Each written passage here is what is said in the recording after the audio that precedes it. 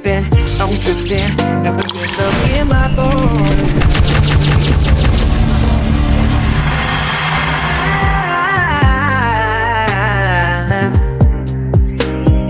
Feel it deep inside this instrumental vibe. Gimana nih teman-teman? Pada video sebelumnya kan kita sudah belajar bahwa ada deret yang konvergen dan ada pula yang divergen.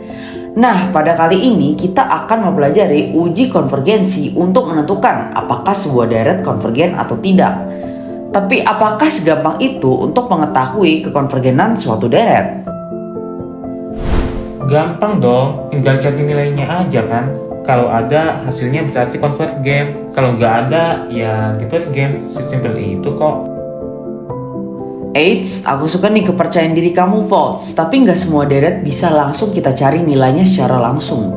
Karena itu, biasanya kita cukup menguji apakah deretnya konvergen atau divergen. Umumnya ada 9 cara untuk menguji konvergensi sebuah deret. Yang pertama ada uji integral. Misalkan fx adalah fungsi yang kontinu, positif, dan tak naik ketika x lebih besar dari t. Dan jika ak sama dengan fk, maka deret ak konvergen jika dan hanya jika integral dari t ke t hingga dari fx dx itu konvergen. Kontinu, positif, dan tak naik. Maksudnya apa sih? Gini. Secara intuitif, fungsi kontinu itu ketika kita gambar grafiknya tidak terputus. Dan yang kedua, fungsi positif, berarti fx lebih besar dari 0 pada domainnya. Dan yang terakhir, fungsi tak naik, artinya turunan pertamanya memenuhi, yaitu f aksen itu kurang dari sama dengan 0. Oh gitu doang. Tapi kenapa sih ketiga syarat itu harus terus memenuhi? Hahaha, sabar dulu, bukti lengkapnya panjang. Untuk sekarang kamu terima aja dulu ya, Volts. Ya udah deh. Yang kedua ada uji deret P. Deret dengan bentuk 1/k pangkat P disebut deret P, yang dimana hasilnya akan konvergen jika P lebih besar dari 1 dan divergen jika P lebih kecil sama dengan 1. Artinya deret seperti divergen dan deret seperti kuadrat konvergen ya? Tepat sekali, itu bisa dibuktikan dengan uji integral.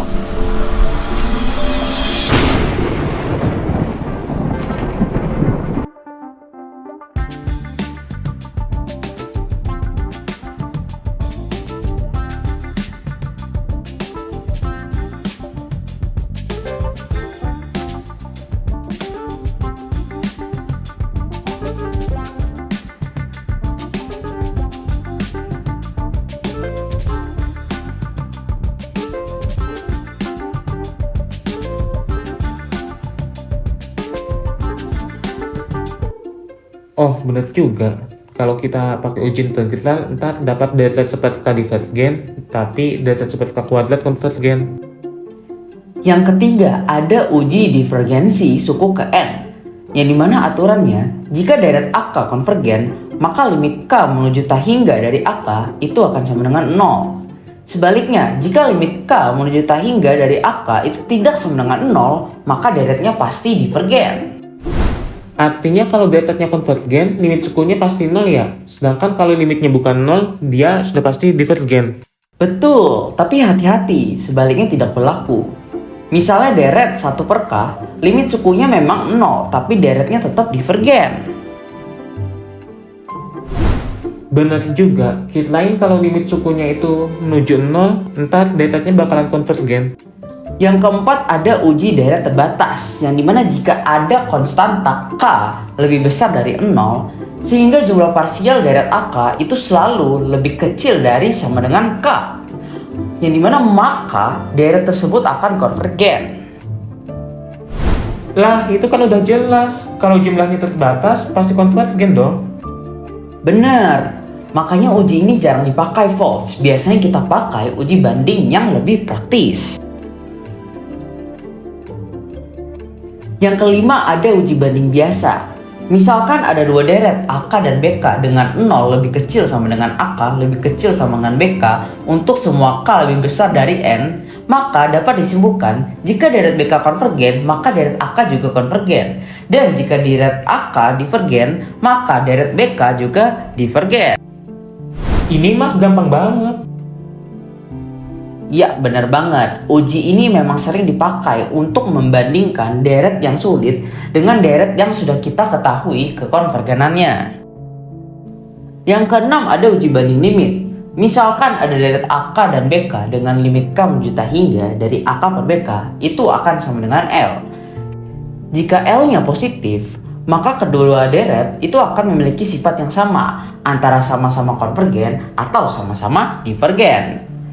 Dan yang kedua, jika L sama dengan 0 dan deret BK konvergen, maka deret AK juga konvergen. Kalau L sama dengan 0 tapi deret BK divergen gimana? Nah, kalau kasusnya begitu, kita tidak bisa menyimpulkan apapun. Artinya, uji ini gagal dan kita harus menggunakan uji yang lain. Yang ketujuh ada uji rasio. Misalkan limit K menuju tak hingga dari AK plus 1 per AK itu akan sama dengan rho. Maka dapat disimpulkan jika rho kurang dari 1, deret akan konvergen. Jika rho lebih dari 1, deret divergen.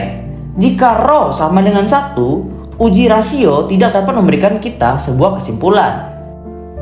Gampang banget itu mah. Tinggal lihat perbandingan suku berikutnya dengan suku sebelumnya kan? Tepat sekali, Volts. Yang kedelapan ada sifat linearitas, yang dimana jika deret AK dan BK konvergen, maka deret C dikali AK juga konvergen untuk sembarang konstanta C.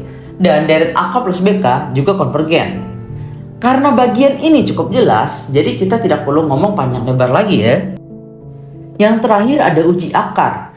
Misalkan limit K menuju tak hingga dari AK yang dipangkatkan dengan 1 per K, itu akan sama dengan R.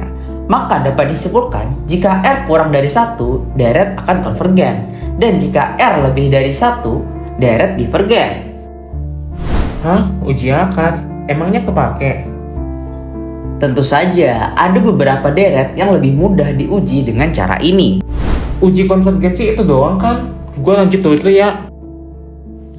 Tunggu dulu. Memang benar kita sudah memahami berbagai cara untuk menguji kekonvergenan suatu deret.